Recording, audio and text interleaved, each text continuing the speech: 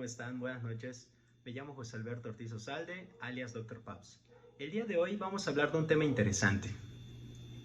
¿Pueden los muertos levantarse? Es decir, desde el punto de vista de las ciencias, no tanto desde el punto de vista religioso, sino desde el punto de vista científico. ¿Una persona que está declarada muerta puede levantarse? ¿Qué opinas?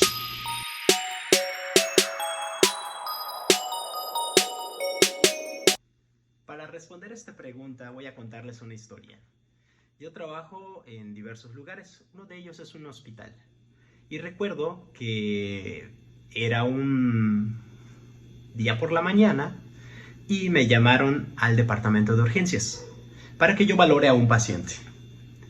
Este paciente había sido diagnosticado con muerte cerebral y se había declarado como tal pues muerto. Sin embargo, seguía conectado a la ventilación mecánica, seguía conectado a otras máquinas que le apoyaban a sus sistemas para mantenerse en un funcionamiento. Luego hablaremos de la muerte cerebral.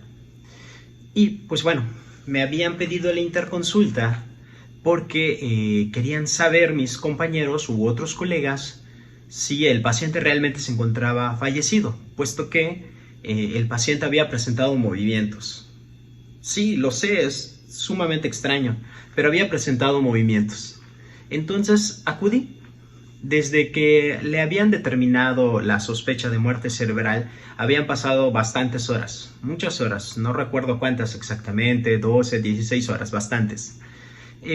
Acudí a verlo y efectivamente le realicé algunas maniobras para evaluar o determinar si el paciente presentaba muerte cerebral, que por cierto tienes que cumplir ciertos criterios. Y efectivamente cumplía los criterios de muerte cerebral, tanto por temporalidad como por la ausencia de ciertos datos que debemos de tener para poder diagnosticarlo. Sin embargo, había algo muy interesante. Cuando al paciente se le hacían estímulos, por ejemplo en el tórax o en los brazos, sobre todo estímulos muy dolorosos, el paciente hacía un movimiento que era levantar los hombros, tener unas pequeñas contracciones en los músculos de las piernas, extender los dedos y volverse a acostar. Esto condicionaba cierta confusión en el personal de salud del hospital. Sin embargo, les comenté que esto podía deberse a un reflejo, ¿sí? Y probablemente, así como se estaba presentando, estábamos en presencia de algo que denominamos el signo de Lázaro. Así es. Pueden encontrarlo en internet como signo de Lázaro o como síndrome de Lázaro, que condiciona unos movimientos musculares, que voy a mencionar más específicamente más adelante, y que estos movimientos pueden condicionar que las personas crean que alguien está todavía vivo porque se está moviendo, pero no. ¿Sí? Estas contracciones musculares son reflejos, de hecho se les llama reflejo de Lázaro también, así lo pueden encontrar a este tipo de movimientos. Este tipo de movimientos son, desde el punto de vista científico, contracciones musculares que pueden ser espontáneas o pueden ser inducidas por ciertos estímulos. Puede ser un estímulo doloroso, puede ser un estímulo por la prueba de apnea, puede ser inducidos por otras cosas. Y estas contracciones musculares pueden llegar a ser, pues, organizadas, complejas y en cierto modo secuenciales, ¿sí? Generalmente se deben a reflejos que suceden en la médula espinal y no por reflejos derivados del encéfalo, ¿sí? Bueno, pero para hablar de esto es importante que tengamos el antecedente histórico. Miren, para que nosotros los médicos declaremos a alguien que ha fallecido, es importante que cumplamos ciertos criterios. Unos de ellos, o más que unos, varios de ellos son, primero, que determinemos que el paciente no cuenta con signos vitales. Es decir, que ya no tiene frecuencia cardíaca, que no tiene una frecuencia respiratoria, o sea, una respiración espontánea, que el paciente tenga las pupilas dilatadas y que no tengan respuesta de las pupilas con la luz, que el paciente ya no se mueva, entre otras cosas. Pero fíjense que es muy interesante porque hasta 1968, hasta esa fecha atrás, el criterio de muerte era solo por criterios cardiológicos. Sin embargo, a partir de esa fecha y en adelante, se sumaron otros criterios, como los criterios de muerte encefálica, que son criterios neurológicos para decir que las funciones cerebrales o las funciones del sistema nervioso están dañadas y están dañadas de forma irreversible. Para fines desde un punto de vista tanto legal como médico, una persona se encuentra muerta si cumple esos criterios cardiorrespiratorios y esos criterios neurológicos. Eso explica porque a veces cuando tenemos un paciente con muerte cerebral, el cual se encuentra conectado a una ventilación mecánica, que es una máquina, y está conectado todavía en sus venas medicamentos que estimulan el latido cardíaco, es muy difícil para la familia aceptar que un paciente se encuentra fallecido, que un paciente se encuentra con muerte cerebral. Es decir, que cumple los criterios de muerte encefálica, ¿sí?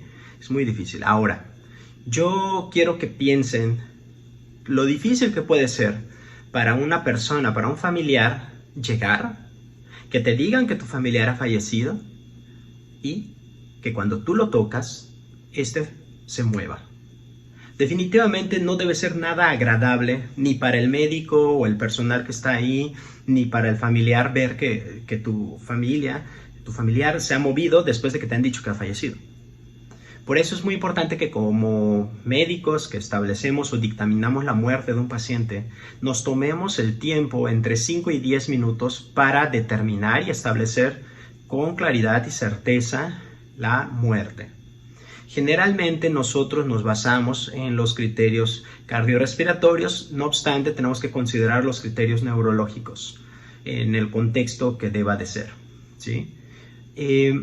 Fíjense, es muy interesante porque el síndrome de Lázaro ha sido descrito en la literatura, así muy bien descritos, hay como bien descritos como síndrome o signo de Lázaro, descritos hay como 36 o un poco más, al menos en lo que yo revisé en la bibliografía. Es decir, se han hecho estudios y en estos estudios, como por ejemplo el de, aquí lo apunté porque no me acuerdo el nombre, como los estudios de Sopocnik, los estudios de Sopocnik, el estudio de Sopocnik y colaboradores en las que se estudiaron a 107 pacientes con muerte encefálica, un 40% presentó movimientos posterior a dar el diagnóstico de muerte encefálica. Después de eso, se hizo una revisión de la literatura, o sea, una revisión sistemática, donde se evaluaron varios estudios que incluían a pacientes con muerte encefálica. Estos pacientes que tuvieron muerte encefálica, entre un 30 y un 40% presentaron algún movimiento. No todos cumplían como tal lo que denominamos el síndrome o signo de Lázaro, ¿sí? Sin embargo, sí mencionaban que varios de los pacientes con muerte encefálica todavía podían presentar algún tipo de movilidad. Cosa muy extraña para una persona que no está familiarizada con este término o situación. Bien, entonces es importante que sepamos que fue descrito por primera vez el signo de Lázaro en 1982 y a raíz de eso han habido más casos. Es muy interesante porque incluso se han descrito en la literatura movimientos tan organizados, complejos y secuenciales como el hecho de levantarse ligeramente, extender los brazos y cruzarlos y volver a caer.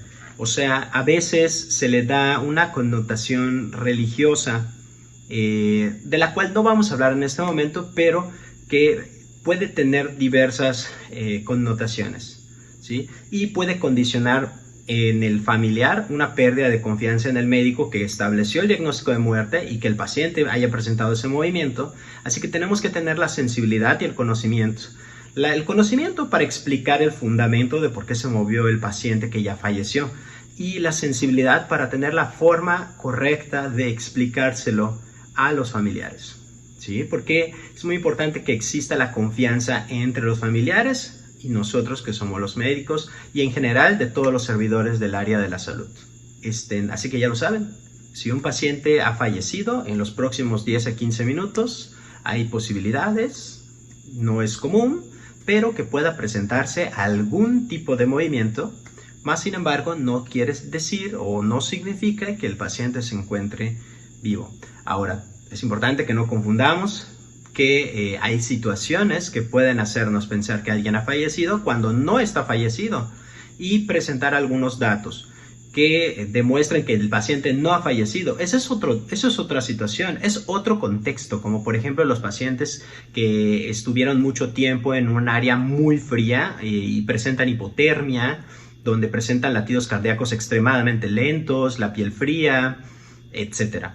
U otras situaciones como por ejemplo el uso de algunos fármacos narcóticos o fármacos sedantes, donde dejan al paciente de verdad con signos vitales muy disminuidos, casi imperceptibles, etcétera.